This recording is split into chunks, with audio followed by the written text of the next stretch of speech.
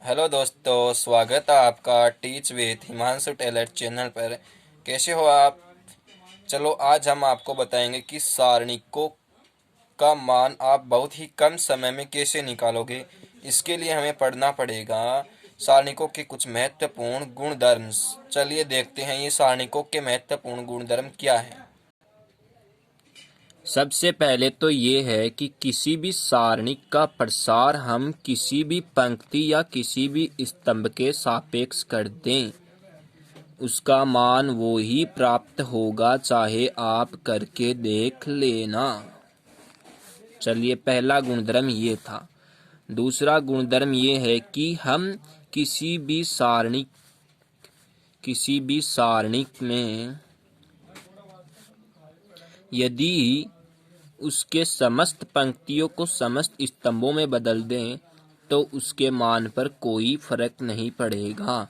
जैसे ये फर्स्ट पंक्ति है, ये सेकंड पंक्ति, ये थर्ड पंक्ति है, हम इन्हें कॉलम्स में चेंज कर देते हैं। 1 2 3 4 5 6 3 2 2। हम इस सारणिक और इस सारणिक का मान निकालेंगे तो दोनों मान हमें समान प्राप्त होंगे। तीसरा मान है वो ये है कि हम किसी भी सारणिक की एक पंक्ति को एक पंक्ति के सापेक्ष या एक स्तंभ को एक स्तंभ के सापेक्ष एक्सचेंज कर दें तो उसके संख्यात्मक मान पर तो कोई प्रभाव नहीं पड़ता है, परंतु उसका चिन्ह बदल जाता है। जैसे ये R1 है, ये क्या है? R1 है।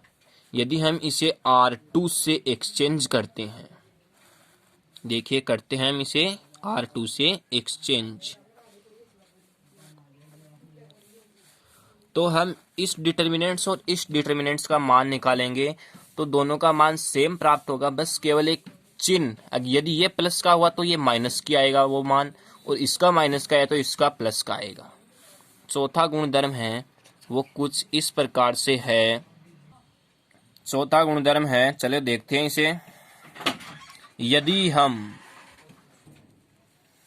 हमें किसी भी सारणिक का प्रसार उस पंक्ति या उस स्तंभ के सापेक्ष करना चाहिए जिसमें सर्वाधिक जीरो विद्यमान हो।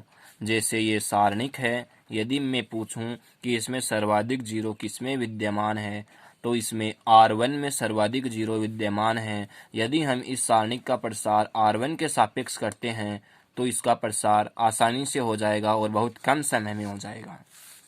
पांचवा गुणधर्म है वो कुछ इस प्रकार से है कि यदि किसी सारणिक में किसी भी एक पंक्ति या एक स्तंभ के समस्त अवयव शून्य हो तो हमें उस सारणिक का प्रसार करने की आवश्यकता ही नहीं है, उसका डायरेक्ट वैल्यू 0 होगा। इसी तरह यदि किसी भी सारणिक की दो पंक्ति आपस में सर्वसम हो, दो पंक्ति या दो स्तंभ आपस में सर्वसम हो, जैसे इसकी R1 और R2 दोनों आपस में सर्वसम यानी बराबर हैं, संगत अवयव आपस में बराबर हैं, तो उसकी वैल्यू 0 ही होगी। सातवीं प्रॉपर्टी है वो कुछ इस प्रकार से है कि हम किसी भी डिटर्मिनेंट्स को यदि कोई अचर राशि से गुणा करें, जैसे के यहाँ के एक अचर राशि है, यदि हम इसे गुणा करेंगे तो ये एक पंक्ति या एक स्तंभ से गुणा होगी। इसका मतलब ये इस सारणिक के मान से ही गुणा हो गई है। जैसे करके देखते हैं, 2k 2k 3 1।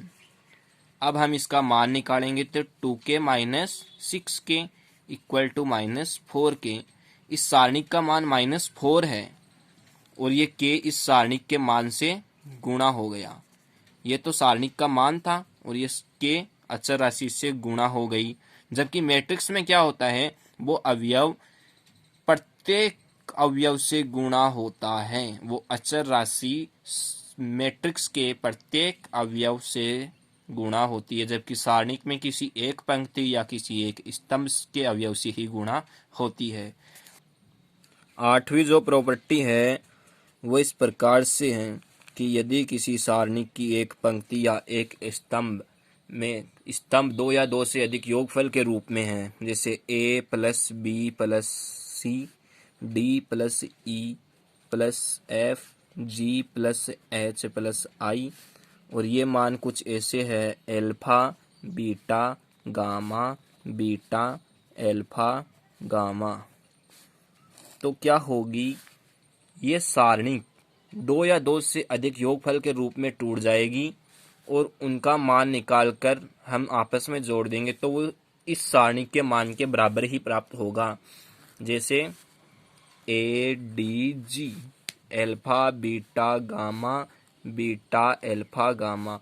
इसके तोड़ने का तरीका ये होगा कि जो ये C2 और C3 है वो तो तीनों में समान होगा, बाकी जो C1 है उसका एक बार ये ले लिया हमने, एक बार ये ले लिया और एक बार ये ले लिया।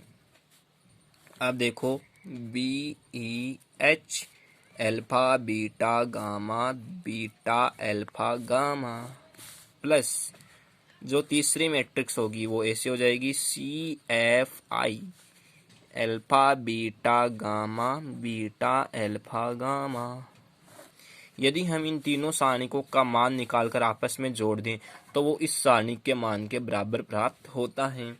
नौवां गुणधर्म है वो कुछ इस प्रकार से है ABCDEFGHI, ये कोई डिटर्मिनेंट्स है।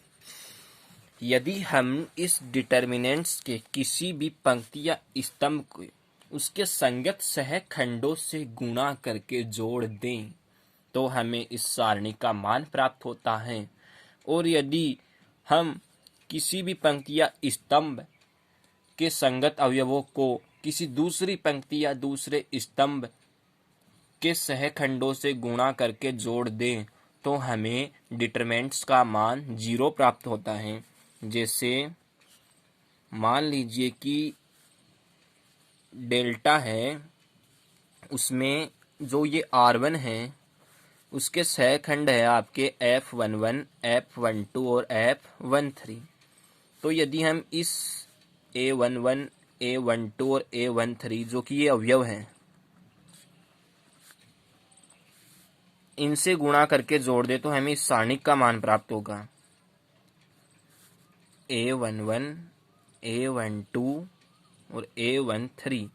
जैसे इसको करेंगे F13 से, इसको करेंगे F12 से और इसको करेंगे F11 से, और इन तीनों को आपस में जोड़ दें तो हमें इस सारणी का मान प्राप्त हो जाता है। और यदि हम किसी दूसरे सहखंडों को गुणा करके जोड़ दें A11 F21 plus A12 F22 A13 F23 तो हमें इस सारणी का मान 0 प्राप्त होता है। यदि आपको वीडियो अच्छा लगे तो प्लीज़ इसे लाइक करें, कमेंट करें और शेयर करें। Thanks for